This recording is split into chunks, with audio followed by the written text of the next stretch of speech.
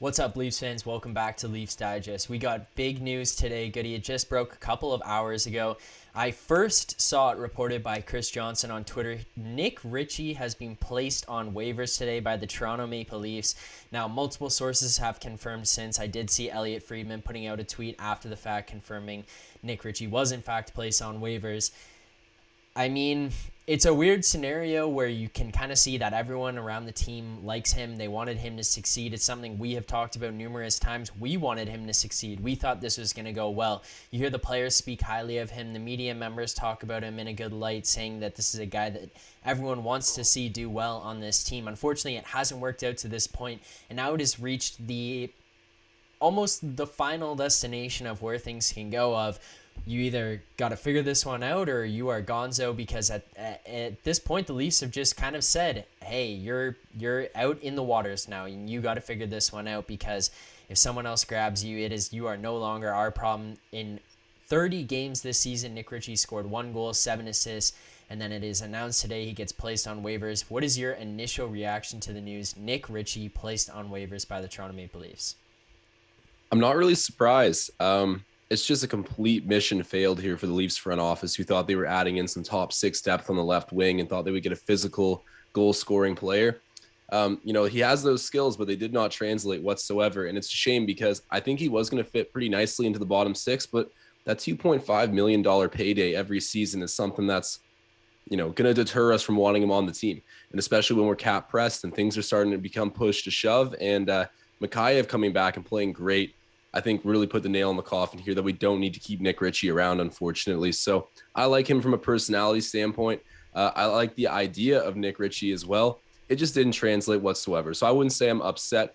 I'm not really that surprised either, but it's bold by the Leafs. I mean, they're basically just owning a failure here that they made like a couple months ago. Yeah. Well, no, I agree with you. I'm not upset by it either, and it's not like this is the most shocking news considering what he's done, or what he hasn't done essentially since he's been in Toronto. And then you also couple in the fact that Ilya Mikheyev has come back and he's played so well since he's been back in the lineup. 3 goals in 3 games back since he's been here. He scores a game winner last night. He's been flying. He looks determined. He looks hungry. And whether that's to up his value in the offseason or to up his potential trade value, or it's just because he wants to prove that he can play in the top 6 or play more important minutes, it doesn't matter because it's benefiting him and the Leafs at this current point in time. The one person that it's not benefiting is Nick Ritchie, who gets pushed further and further down. I mean, you looked at it at the beginning of the year and it was a glaring problem having him in the top 6. It didn't work. Well, if you look beyond that, you can say, okay, you're going to play on the Toronto Maple Leafs, which is a very, very highly skilled, competitive team who's looking to win a Stanley Cup, and you're going to play bottom 6 minutes, but you could be an important guy. I would take that. It sucks that you're not in the top 6, but hey, you take that.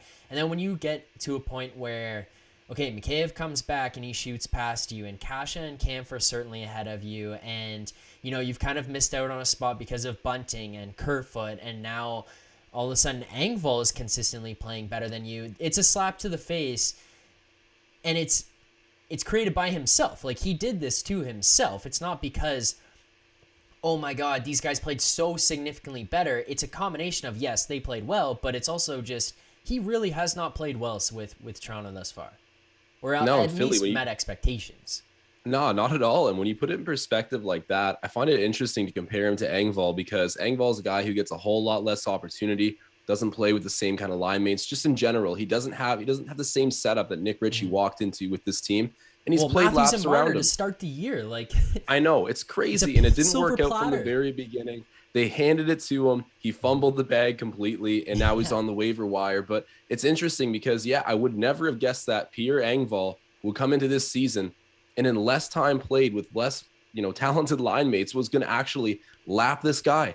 Like, I can't believe that, but it's fully what's happened here. And we got to roll with guys like Engvall who are on good contracts, who seriously, I know he's not the same prospect, I guess you could say, that Nick Ritchie is. And when I say prospect, I mean the idea of Nick Ritchie is still quite good. I bet you a team will want to go and get him and give him what is like his 3rd, 4th chance now. But the Leafs, it didn't work out with him. We got a bunch of left wing depth. That's actually been surprising. I didn't think the left wing would deliver the way it has, but Kosh has had a great season.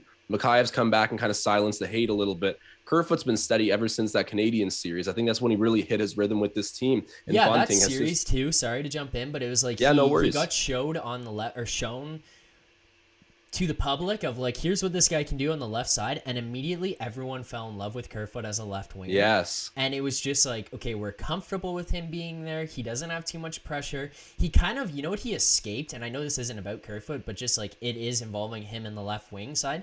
He escaped the spotlight of being Nazem Kadri's replacement.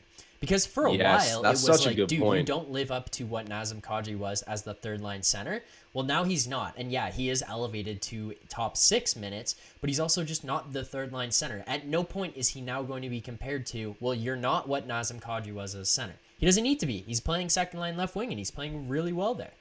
Exactly. And he's a good he's a good offensive player. And when you're playing on the wing, there's a little bit less defensive responsibility than trying to center a line, especially a checking line, which the third line for us is like it is. And when Kadri was here, he tried to fill that similar role, but we can just like sit back and let Kerfoot be a skill guy right now. And that left wing, the whole point of this is that they've over delivered. We didn't expect this at all. We thought it was going to continue to be a weak point of our team, but virtually everybody on that left wing, right down to Peter Engvall, has outperformed what we would have said at the beginning of the season. And then Nick Ritchie is the only guy standing out as just, you know, the sore thumb of the bunch. He is not going to stick around. I mean, he's gone now, but for a while I had this weird feeling building of, I feel like he's worth keeping in some senses because of what he ideally brings. But in a practical sense, it's way too expensive. Other guys have outperformed him at cheaper rates. And if some other team wants him, then I'm going to take the cap relief because we need it. Yeah, I agree 100%. But so there are a couple scenarios that we look at here now, and I'm going to bring up this tweet. It's from Terry Koshin of the Toronto Sun. He says, Nick Ritchie on waivers, and he puts in brackets, and then to taxi squad if he is not claimed, end brackets. A business move on the part of the Leafs despite his lack of production. As I mentioned, 1 goal, 7 assists in 30 games. The team does not want to lose him. So, I mean, it goes to the point of what we've been saying where everyone kind of wants this guy to succeed. They want to see what he can continue to do because he could be a guy that provides value if he finds his game. But at this point, he hasn't. And when you look at $2.5 million, you're tight on salary cap. You're getting a whole bunch of guys coming back. And then Ilya Mikheyev comes off of injury and significantly outplays Nick Ritchie off the bat. Like, Ilya Mikheyev, how he's been playing right now, has been better than Nick Ritchie has been at his best at any point of this season. So you're going to take that every single day. Now you look at a tight cap crunch. You look at a guy who's consistently been underperforming, $2.5 million, and you say, okay, so now this is where we get into the second part of it. And I'll just run through some of the possibilities that could happen really quick. First being someone claims him off waivers and he's gone. That's the simplest form of what happens with the waivers. He gets placed, he gets claimed, goodbye, he's with someone else now. Part 2, he goes to the Toronto, he clears waivers and he goes to the Toronto Marlies. He comes off of the Toronto Maple Leafs salary cap. He's no longer on the books for them there. MLSE still has to continue to pay him his $2.5 million, but he's on a one-way deal and he still plays with the Toronto Marlies. He can come back up, but he is with the Marlies for the time being, which honestly could be good because he could just go there, light it up, get some confidence back, and then come back. Who knows? And now option 3, just as Terry Koshin kind of put out there, is that he goes to waivers and then brings to the taxi squad, which would allow them to bring him in and out of the lineup given COVID-related injuries. I don't know that it can be just because of other injuries that accumulate. I don't know if someone actually just gets injured if he can come in. I'll double check on that one, but it's like, I think it's just COVID related. He can come in and out of the lineup, which for the Leafs, having him around, maybe seeing what he can do and seeing if he can develop without him on your salary cap, without him in your lineup on a consistent basis, maybe it lets them have the opportunity to say, okay, now you're good enough to come back. Who knows? But those are kind of the 3 options of where we sit now with Nick Ritchie. Yeah, I think he'll likely get picked up. I can't even say that confidently. I can't say it confidently. Yeah. I think it will happen. But if the Leafs could keep him and throw him right down to the minors and just have him as another safety valve, that's great. I feel bad for Nick Ritchie a little bit here. He is a really well-liked guy, but I respect the Leafs too for owning this mistake. Like, they made this very confidently to fill a top 6 spot. As we just said, started the season with Austin and Mitch. There was so much expectations and happiness to have him home. This thing blew up in our faces mutually. It was really terrible. But hey, Nick Ritchie, if he sticks around and goes to the Marlies, That's pretty nice. You keep him in-house without any expense at the big club level. But you and I are pretty much in agreement here that some club will probably take a chance on him because the idea of Nick Ritchie is really good. It's just Yeah. that reality sometimes that kind of trumps what you were hoping for. Yeah, and if he's not going to meet up to it and his salary cap is what it is, then it's going to be kind of hard to chew on that pill unless you have that space. So I gotta say, one other thing though about Nick Ritchie, just before we move on to talking more about the contract and everything else, is I knew there was something up when the Bruins let this guy walk. And yeah, I you said it did. You said it earlier right on. away. It was just so weird. I was like, why? I mean, the Bruins built a brand around physical hockey, gritty hockey. Your toughest guys can score. The Bruins have always been like that. And Nick Ritchie is advertised to be that.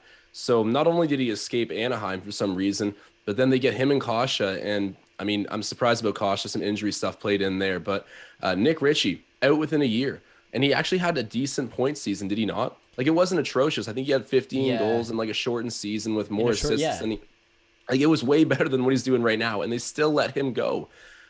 To me, I'm a little bit confused when that happened, but now it kind of makes sense. The reality of Nick Ritchie didn't pan out here to an even worse tone. But sorry to cut you off there, Philly. I just had to give in my 2 cents about the Bruins situation with him earlier.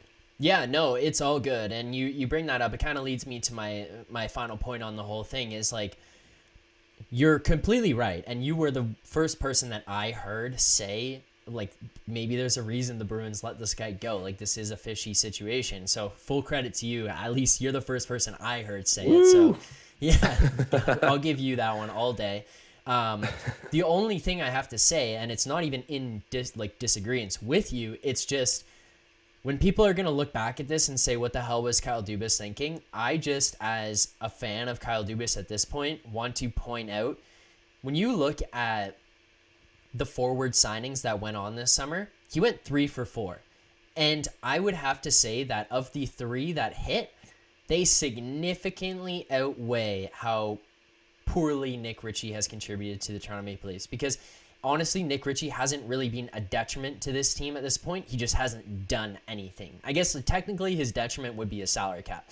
But you look at specifically Kasha, Kampf, Bunting, what those guys have brought for the money that they're on, for the terms that they're on, has been so incredible. They've been such amazing signings. To me, it just like outweighs what Ritchie does. Obviously, you can't look past it and basically call it a wash, and I'm not going to do that, but I just want people to remember, when you're going to harp on Kyle Dubas for making this signing, this guy also went 3 for 4 in the summer on forward signings and had 3 incredible signings. You can't hit 1,000%. Like, you can't hit every single time that you're going to make a signing. Sometimes it's going to flop, and people want to go and talk about how good Lou Lamoriello was. Let's just remember that contract that he gave like Nikita Zaitsev. I mean, there are glaring mistakes in each GM's past. Every single GM has them. It happens. This is just one along the way. And at this point, the Leafs are doing their best to work their way out of it. Yeah, well, he's on the waiver wire, so we'll see what happens. But I think they'll get a way to alleviate this 2.5 cap hit for sure. That's the whole point of what they're doing at the moment. And regardless, that's how this ends. And the thing about Nick Ritchie as well, I don't think he was that high risk of a mistake for Kyle Dubas to make. Or I guess I'll say he was a very minor mistake. Yes, It didn't work out.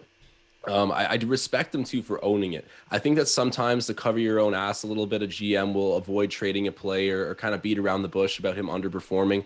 They made the business decision here. I think you said it earlier, just a professional way to go through it. We want to win a cup, and it's just not meshing with the system we have financially on the ice. Everything's kind of a big no-no right now when it comes to Nick Ritchie.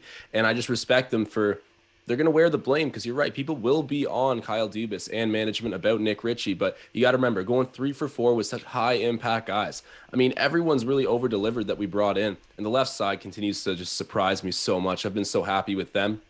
I just think, like I say, the idea of Nick Ritchie, him being only like 25 years old, coming off actually a pretty decent season with the Bruins, as much as like I credit their front office for seeing something in Ritchie where it's like, we got to move on from him, go get Nick Foligno.